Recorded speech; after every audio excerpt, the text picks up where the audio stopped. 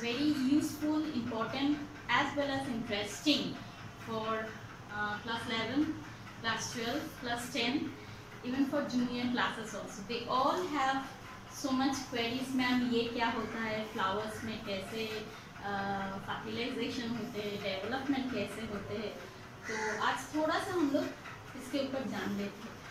I have one China rose flower which is Hibiscus rosa sinensis, the scientific name, right? So today I am not focusing on the parts of the flower. I am just focusing two major parts, that is the reproductive part जो reproduction के लिए चाहिए होता है. The first one I am talking about the stamen. So dissection अभी तो मैं नहीं दिखा पा रही हूँ. In another video we will find nicely, slowly I am just taking out the petals so that it will be visible for us also. So I am just finally, though it is not the process, it is not the scientific way, but I am just trying to take it out. Yes, the small portion. Okay, so here I am finding the part of the stamen. So here यहाँ पे जो है these are the stamen, बहुत छोटा छोटा है. These are the stamen. These all are very microscopic structure, so that are not visible in this video, but in my next video I will definitely show. All can see this yellow colored pigments are present. These are the mainly parts of the stamen. So this is my topic where I am showing you the basic thing regarding the stamen, the microsporangium and the pollen grains. We all have the idea जो pollination होता है उसके लिए pollen grains चाहिए, तो थोड़ा सा हम लोग जान लेते हैं. We will know about the basic thing, like we know the reproductive part. This is what we are talking about. This is the part called the stamen. The stamen has two parts. The first one or the major one, this is called the anther. This is the anther and this is the filamentous part, right? So if I am making a cross section from there, anther से अगर हम एक cross section कर लेते हैं, so उसके बाद उसका जो structure हम लोग under microscope we will find. This is a structure. This is called the bilobe structure. This structure is the bilobe structure, and these are mainly tetragonal structure. So right, so this is bilobe and tetragon, and bilobe means these are the longitudinal section. You will find two equal halves are there, that's why it is bilobe, and tetragon, each having this kind of sectional part, and that are being divided into 1, 2, 3, 4. So they are diathecous. We are used to talk about the diathecous. Mainly the anthers are diathecous after the cross section, and each have endothecium. These are called the endothecium. Okay, endothecium is the layer of the connective tissue what we are talking about. This is the endothecium, and this are called the sporanginous tissue, right? This is the sporanginous tissue. The sporanginous tissues are nicely been protected by a layer called the tapetum. Okay, so this is the tapetum, which is the protective layer, and the sporanginous tissues are present. Tissues, all we know that tissues are made up of group of structurally and functionally same cells. Okay, so these sporanginous tissues are made up of multiple numbers of cells are present. These cells are actually, this sporanginous tissue are mainly go for the meiosis or the reductional cell division, okay, to mainly form microspore mother cell. This is the thing which is called the MMC. So this microspore mother cell, inside these structures we are finding. So each of the sporanginous tissues has the capability to divide meiotically and form the reductional division, and they will form 4 number of microspore mother cell. So this total or the entire process what we are called about It is called the microsporogenesis, right? So hope you all can understand what is actually microsporogenesis. Microsporogenesis is the meiosis division of the sporangious tissue.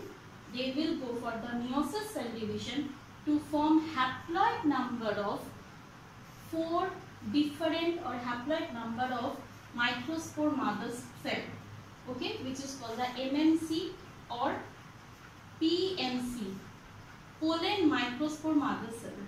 Pollen microspore mother cells. These are the formation which is mainly done inside the sporangious tissue, right? So just we will see the microsporangium, how they looks like. This is the cross section of the microsporangium. So if I am talking about the microsporangium, so if I am making a this much structure in an enlarged structure, this is the structure of the microsporangium. This is the microsporangium. So microsporangium, how they looks like? I can talk about the microsporangium is spatially a protective structure. Protective structure means we can see in this structure there are mainly 4 layers are present. 4 layers. The first one, which is called the epidermal layer, the outer layer, which is called the epidermal layer. The second one is called the endothecium. The second layer, this is the cell number 1 layer. This is layer 2, which is called the endothecium. The third layer, where we are finding this kind of layers are present, this is called the middle layer. Okay, so these 3 layers for the protection and also dehiscence, means the pollen grains जब निकलता है at the time of the bursting of the pollen grains or the releasing of the pollen grains, these 3 layers actually helping out for the releasing of the pollen grains, right? So this is also very much important function of this 3 layer. And what about this? This layer is the tapetum. This is for the nourishment. This is for the nourishment of whom? The MMC. Clear? So this is very much clear. The tapetum is very important. This is for the nourishment to the MMC as well as for the protection for these 3 layers. So inside this microsporangium, we are finding each of them are the microspore mother cell. और वो कहाँ से आते हैं? The microspore mother cell कहाँ से आते हैं? From the sporangious tissue. Sporangious tissue के अंदर each cell has the potential to divide meiosis to form microspore mother cell, right? So hope you can correlate with my sentence. मेरे साथ जो मैं बोल रही हूँ फिर से मैं repeat कर रही हूँ. This is the sporangious tissue. This is the enlarged view. उसका अगर मैं cross section करूँ, इसका ऐसा structure आ जाता है. This is the structure. From outside the protection, epidermis, endothecium and the middle layer, and बीच का जो layer है, this is the layer which is called the tapetum. It is very important. It is not exclusively for protection. It is exclusively for the nourishment to the MMC, microspore mother cell जो inside है.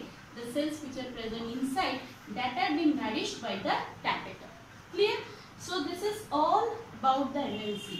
So this MMC, once they will become dehydrated, now the time for the growing or the development, this will transform into the pollen grains, right? So this will transform into the pollen grains. We will see in the next part here how the pollen grains looks like.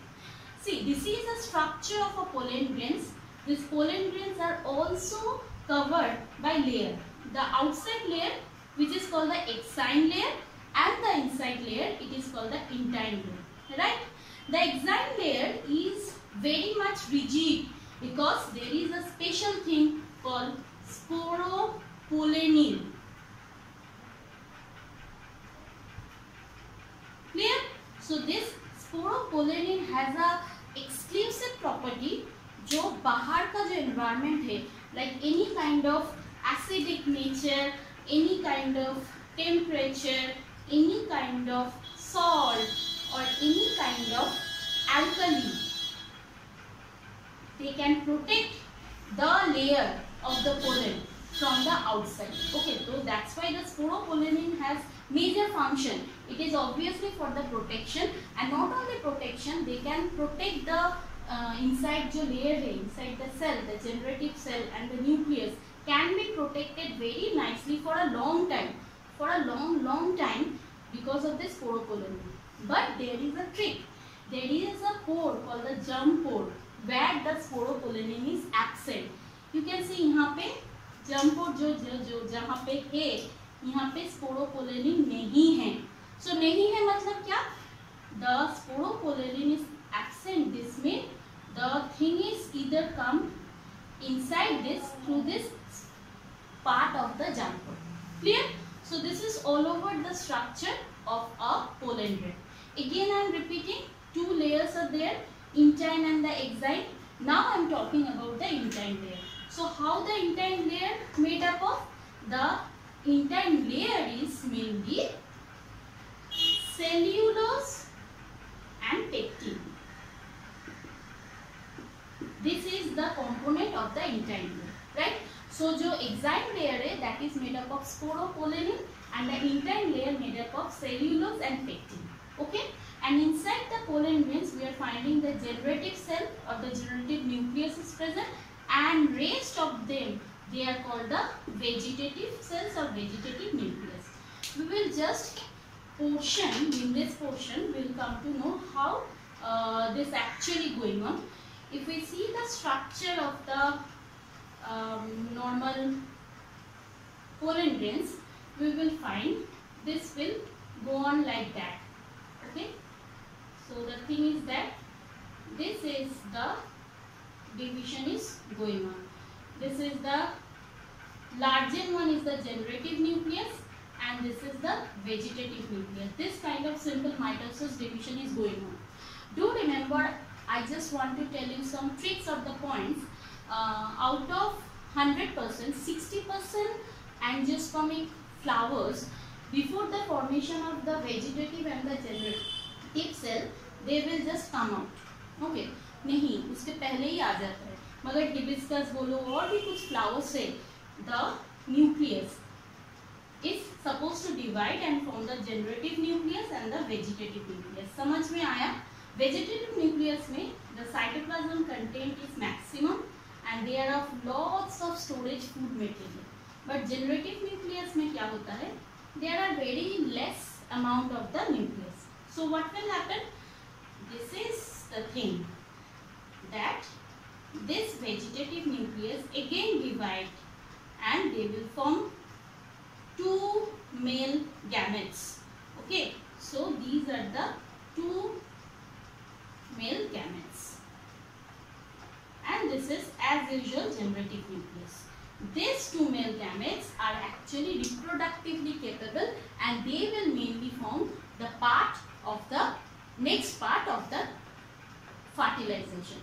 Okay, so I am just completing here the stamen, the structure of the stamen, number 1. Number 2, we come to know about the anther and their cross section. This is number 2. In number 3, we learned about the microsporangium. Number 4, we come to know about the microsporogenesis. Number 5, we come to know about the pollen grain, how they looks like. And in the number 6, we come to know about the stages, how the vegetative and the generative cells are being produced. And the last part, we come to know how the mitosis cell division takes place to form two male gametes. Okay, so stay tuned with my next video where I am supposed to talk about the mega gametogenesis as well as the female reproductive parts of the flower. Okay, and also the double fertilization and the triple fusion, the most interesting one. So please share, like and subscribe my channel. Stay tuned and please give your feedback and messages through your videos. Thank you. Have a great day.